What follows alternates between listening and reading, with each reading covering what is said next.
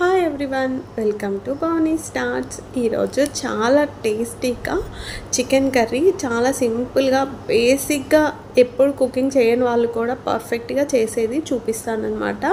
చాలా ఈజీగా చూపిస్తాను. చూడండి, ముందుగా స్టవ్ ఆన్ చేసి ఒక కడాయి పెట్టుకొని అందులో ఆయిల్ని వేసుకోవాలి. అంటే నాన్ వెజ్కి కొంచెం ఆయిల్ ఎక్కువ ఉంటేనే బాగుంటుంది. ఇలా పొడవుగా ఆనియన్స్, పచ్చిమిర్చి కట్ చేసుకొని వేసుకొని మంచిగా వీటిని ఫ్రై చేసుకోవాలన్నమాట.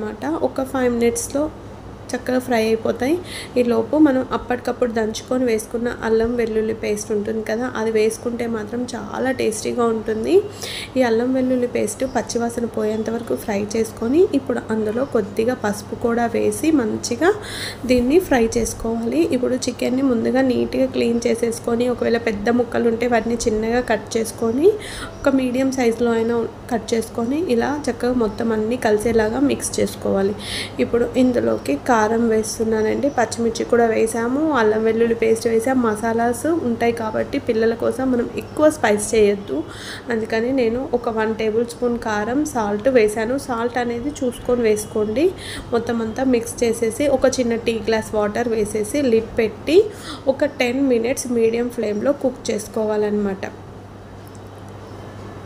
ఈలోపు మనము కాజుని పౌడర్ చేసుకుందాం. కొద్దిగా చికెన్లో కాజు పౌడర్ వేసామనుకో టేస్ట్ అల్టిమేట్ ఉంటుంది, తప్పకుండా మీకు నచ్చుతుంది. ఇలా గ్రైండ్ చేసుకొని పక్కన పెట్టేసుకుందాం. ఈలోపు లిడ్ ఓపెన్ చేసి ఒకసారి చెక్ చేసుకుందాం. చూడండి, చక్కగా ఉడుకుతుందన్నమాట. ఎంత బాగా ఉడుకుతుందో, కుక్ అవుతుందో.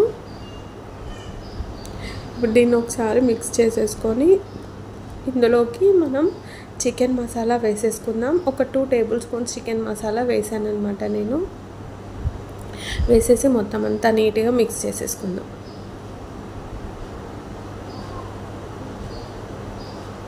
అలానే ఇప్పుడు కాజు పౌడర్ చేసుకున్నాం కదా, అది వేసేద్దాం. వేసేసి మిక్స్ చేసేద్దాం. మొత్తం అంతా నీట్గా వేసేసుకోండి.